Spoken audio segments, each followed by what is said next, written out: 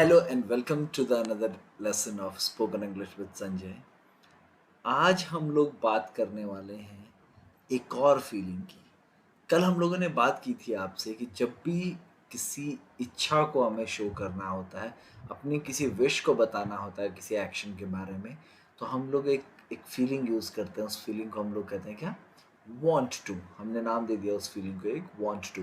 जहाँ हम लोगों ने वांट टू से रिलेटेड बहुत सारे क्वेश्चन किए थे कि क्या आप ये काम करना चाहते हैं, क्या आप वो काम करना चाहते हैं, do you want to this, do you want to that, do you want to speak English, do you want to help others, do you want to help, like so in so many ways हम लोग want to को use कर रहे थे, right?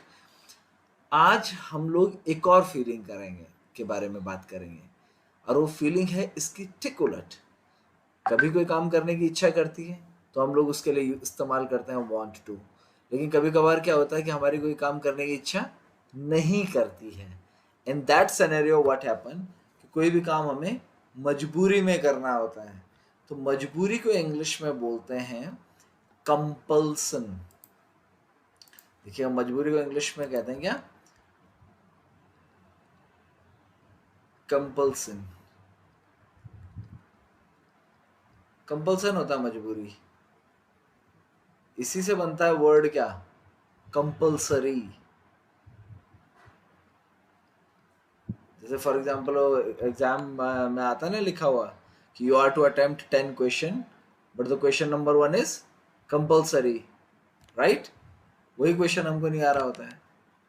तो compulsion का मतलब तो होता है मजबूरी, लेकिन जब इसको फीलिंग्स में हम लोग दिखाते हैं तो वहां पे इसके लिए एक वर्ड यूज किया जाता है, and that word is called have. अब ये हैव हमने पहले भी पढ़ा है। जब कोई काम खत्म हो जाता था तो हम उसके साथ इसको यूज करते थे, लेकिन आज ये हैव अकेला नहीं है। आज ये हैव के साथ में एक और इसका जोड़ीदार है, दैट इज टू। तो फीलिंग क्या होगी हमारे पास? Have to. ठीक है, तो हैव टू का मतलब होता है जब हम कोई काम को इस तरह से शो करना चाहते हैं कि मुझे ये काम मजबूरी में करना पड़ता है। तो अगर मुझे पूछना भी है अगर आपसे कि क्या आपको ये काम, कोई भी एक एक्शन है जो आपको मजबूरी में करना पड़ता है, तो पूछ सकते हैं डू यू हैव टू। अब जो भी एक्शन आएगा उसकी फर्स्ट फॉर्म आ जाएगी, राइट? अब इतना मैं डीप में नहीं जाऊंगा इसके, क्योंकि आपको मैं पिछली क्लासेस में ऑलरेडी बता चुका हूँ, ठीक है, कि ये सारा कैसे फॉर्म हुआ है सेंटेंस।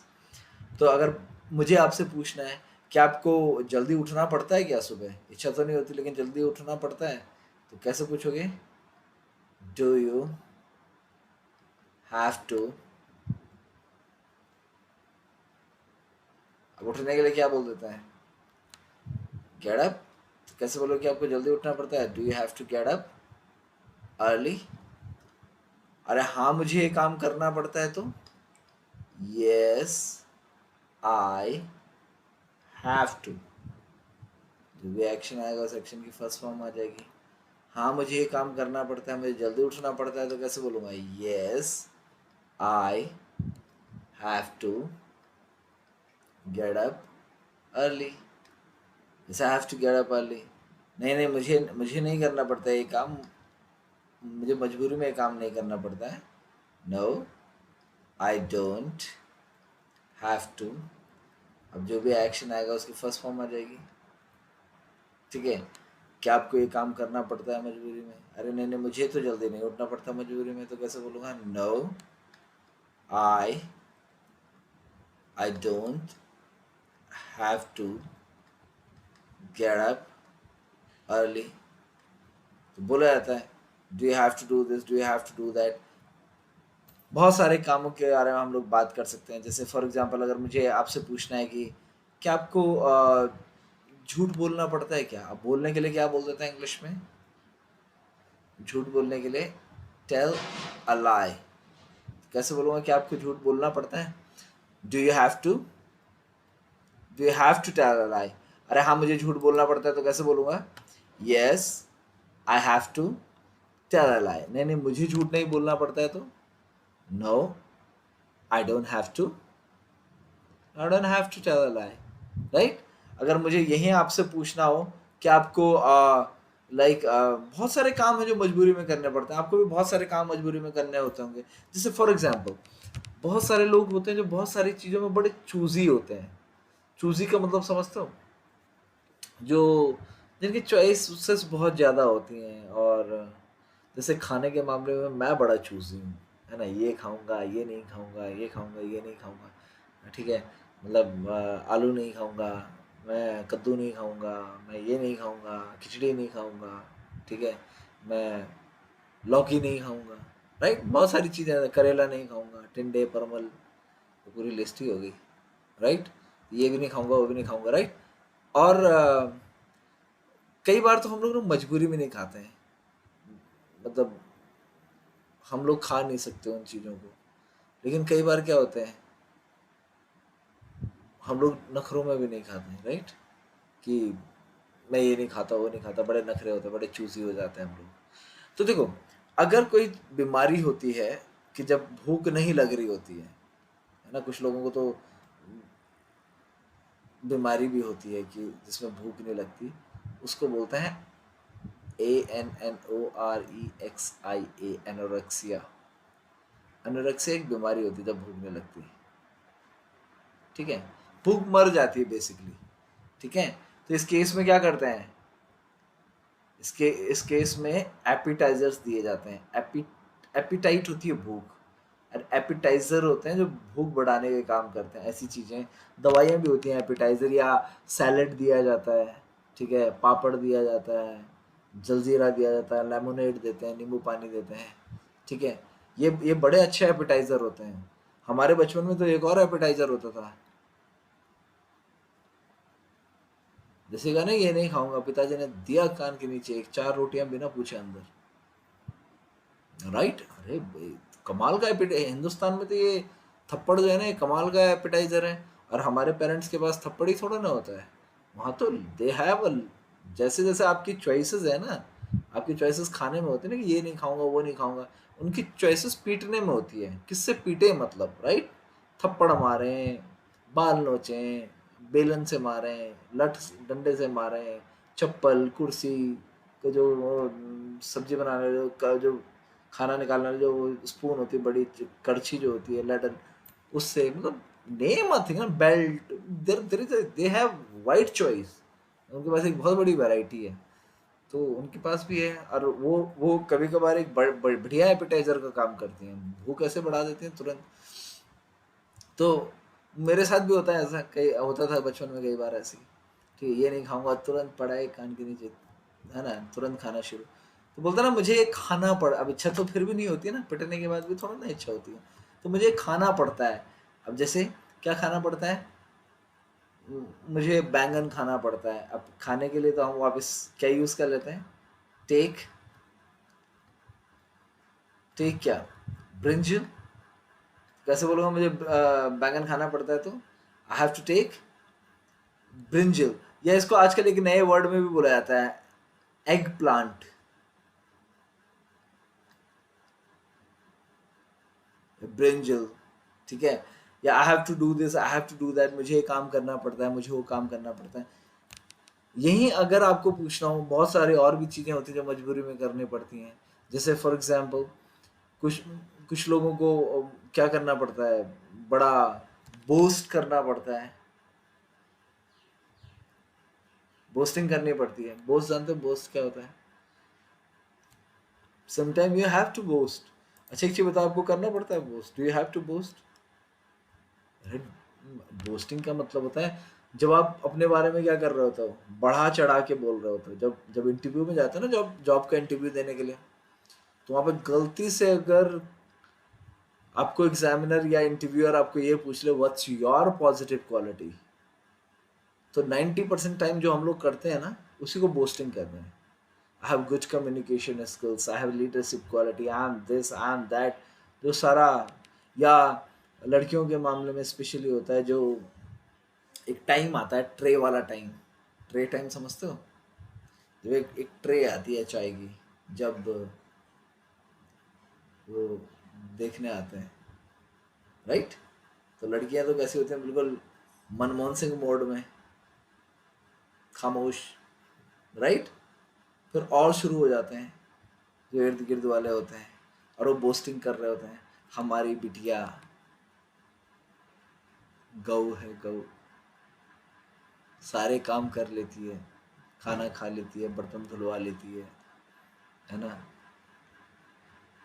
तो फिर वो बोस्टिंग शुरू होती है ना, देखो चाय उसी ने बनाई, नमकीन उसी ने बनाए, हद तब हो जाती है जब हो जाता है बिस्किट उसी ने बनाए, स्टैम्प जो है उसमें ओरियो या पार्ले जी का लगा होता है ना। तो करनी पड़ती है बोस्टिंग, ऐसा कुछ नहीं है। लाइक हम तो लड़कों को तो स्पेशली मेल्स को तो, जो भी हम लोग जॉब सीकिंग मेल्स हैं, है ना, या इस एज में आते हैं जब आप जॉब के लिए ढूंढ रहे होते हैं, तो आपको खूब सारी बोस्टिंग करनी होती है। पूछे तो सही इंटरव्यूअर एक बार क्या करना पड़ता है। तो अगर आपको मुझसे पूछना हो सर आपको करनी पड़ती है बोस्टिंग क्या, आपको बोस्ट करना पड़ता है क्या, कैसे पूछोगे? अब हिंदी में बोलते हैं सर डींगे हाँकना, है ना। तो कैसे बोलोगे कि आपको बोस्ट करना पड़ता है? Do you have to boast? अरे हाँ मुझे करना पड़ता है, तो कैसे बोलूंगा? Yes I have to boast. नहीं मुझे नहीं करना पड़ता है तो no I don't have to boast, है ना। इस तरीके से बोल देते हैं, do you have to do this, do you have to do that. अच्छा अगर आपको पूछना हो कि जैसे क्या आपको लाइक क्या आपको पैसे कमाने पड़ते हैं, आप कमाने के लिए क्या बोलते हैं? अर्न, अर्न क्या? मनी। कैसे बोलूँगा कि आपको पैसे कमाने पड़ते हैं? Do you have to earn money. अरे हाँ मुझे कमाने पड़ते हैं, तो कैसे बोलूँगा? Yes I have to earn money. नहीं मुझे नहीं कमाने पड़ते हैं, तो कैसे बोलूँगा? No I don't have to, I don't have to earn money.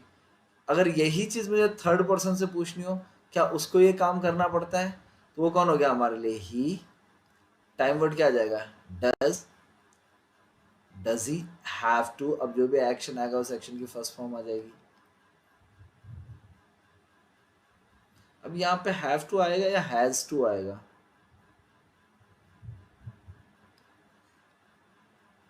यहाँ पे हैव टू आएगा या हैज टू आएगा?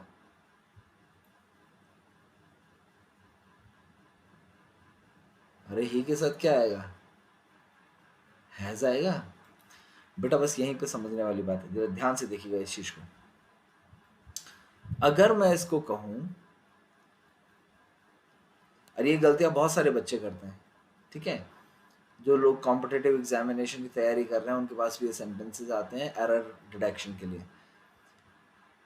अब मान लो आपने इसे कह दिया डज ही हैज टू, अब जो भी एक्शन आएगा उसकी फर्स्ट फॉर्म आ जाएगी। फॉर एग्जाम्पल हम लोग यहाँ पे एक्शन भी लिख लेते हैं एग्जाम्पल के लिए। मैंने यहाँ पे गेट अप अर्ली ही लिख लिया है, सेम एक्शन को ही लिख लिया। अब आपके पास ये आ गया सेंटेंस, राइट।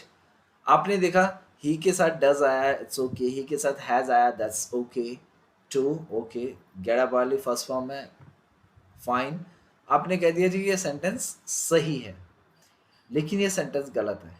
अभी गलत कैसे है इसको समझिएगा थोड़ा सा। मैंने आपसे जिस दिन डू डज पढ़ाया था उस दिन मैंने आपसे कहा था कि डज अपने आप में कुछ नहीं होता है। जब थर्ड पर्सन सिंगुलर नंबर को दिखाने के लिए हम लोग डू पे क्या जोड़ते हैं? ई एस जोड़ते हैं, तो क्या बनता है? डज बनता है। दैट ई एस हम एक एडिशनल हम लोगों ने पार्ट इसमें जोड़ा है, राइट। ऐसे ही सिमिलरली हैज अपने आप में कोई वर्ड नहीं है, ठीक है। जब हम लोग थर्ड पर्सन सिंगुलर नंबर को शो करने के लिए हैव पे क्या जोड़ते हैं? हैव पे ई एस जोड़ते हैं। ध्यान देना इस बात को, हैव पे क्या करते हैं? ई एस जोड़ते हैं, तो क्या बनता है? हैज बनता है, राइट। अब इसमें एक चीज और देखिएगा कि अगर मैं इसी सेंटेंस में इसको ब्रेक करता हूं, इस सेंटेंस को थोड़ा सा, तो मैंने डस को ब्रेक किया डू प्लस ई एस में, ही को ही रखा, हैज को मैंने ब्रेक कर दिया हैव प्लस ई एस में, to get up early, right. अब इस केस में देखिएगा क्या हो रहा है कि थर्ड पर्सन कितना है हमारे पास? एक। उसको बताने के लिए ई एस कितनी बार आ रहा है? 2 बार, जो कि सही नहीं है, ठीक है। अब जब हम ऑलरेडी पहले लगा चुके हैं तो बाद वाले को हम लोग क्या कर देते हैं? स्किप कर देते हैं। ये वैसे ही एरर हो जाती है सेंटेंस में, जैसे मैंने लिख दिया ही इज अ बॉय, ठीक है। अब ही है तो मेल ही होगा ना, या ही इज अ मेल, अब ही है तो मेल ही होगा ना, फीमेल तो नहीं हो सकता ही, राइट। तो जब ऑलरेडी ही लिख दिया तो उसके आगे उसको कंफर्म करने की जरूरत नहीं है कि मेल है। तो वैसे ही यहाँ पे है कि जब हम लोग ऑलरेडी बता चुके हैं तो दोबारा लिखने की जरूरत नहीं है। तो अब आपको एक चीज़ क्लियर हो जानी चाहिए कि इसके साथ क्या है, हैज़ नहीं आएगा, क्या आएगा, हैव आएगा। ठीक है जी। तो सेंटेंस हो जाएगा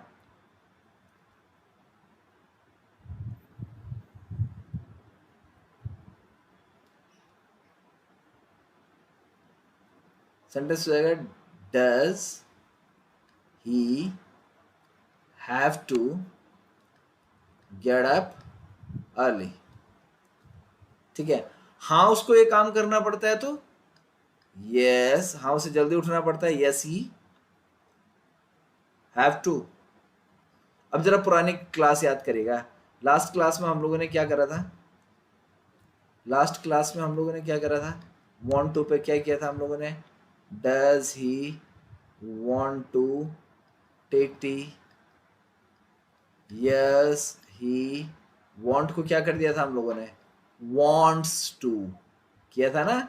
मैंने आपको बताया भी था कि जो एक्शन पहले आएगा, मैंने एक लड्डू की बात करी थी कि यस का एक लड्डू है, ठीक है, जो पहले आएगा उसको उसको ये लड्डू मिल जाएगा।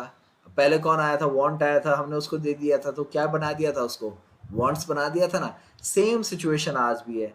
आज लेकिन पहले कौन आ रहा है, आज पहले कौन आ रहा है, हैव आ रहा है। अब हैव पे अगर मैं वापस ईएस जोड़ूंगा, हैव पे अगर मैं ईएस जोड़ूंगा तो क्या बन जाएगा, हैज बन जाएगा। तो कैसे बोलूंगा, yes he has to get up early. ठीक है। हाँ उसको ये काम करना पड़ता है तो यस ही हैज टू, अब जो भी एक्शन आएगा उस एक्शन की फर्स्ट फॉर्म आ जाएगी, इसी has to get up early. ठीक है। नहीं उसको ये काम नहीं करना पड़ता है तो no he does not have to, अब जो भी एक्शन आएगा उस एक्शन की फिर फर्स्ट फॉर्म आ जाएगी। ठीक है।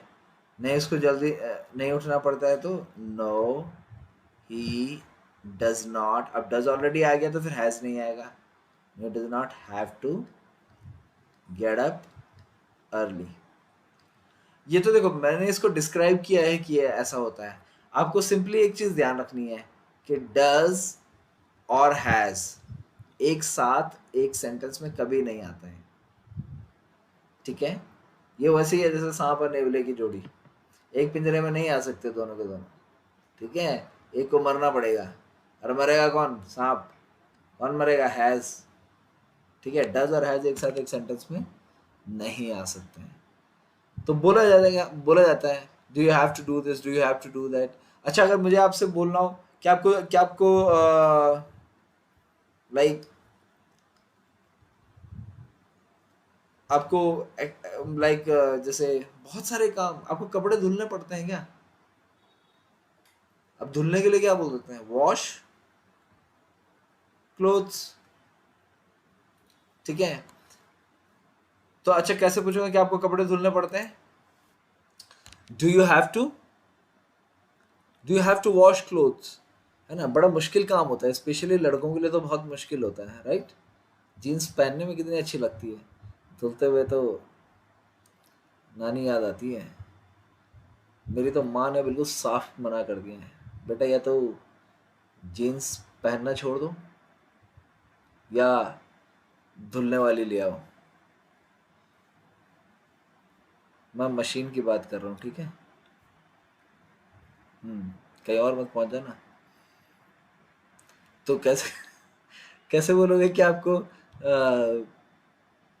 धुलना पड़ते हैं क्या कपड़े, कैसे बोलोगे, do you have to wash clothes. अरे हाँ मुझे धुलने पड़ते हैं तो yes I have to wash clothes. नहीं मुझे नहीं धुलने पड़ते हैं तो no I don't have to wash clothes. क्या उसको धुलने पड़ते हैं कपड़े, क्या कैसे बोलोगे, does he have to wash clothes. अरे हाँ धुलने पड़ते हैं तो कैसे बोलूँगा, yes he has to wash clothes. नहीं धुलने पड़ते हैं तो no he doesn't have to wash clothes. Simple, right. तो आई होप ये आपको समझ में आया होगा and you will keep on doing practice. ठीक है। आप खूब सारी प्रैक्टिस करेंगे इसकी। तो मिलते हैं आपको फिर नेक्स्ट क्लास में। टिल दैट कीप प्रैक्टिसिंग, हाथ धुलते रहिए, घर में रहिए, मास्क पहनिए, अपना ख्याल रखिए। Take a good care of yourself. God bless you. Thank you.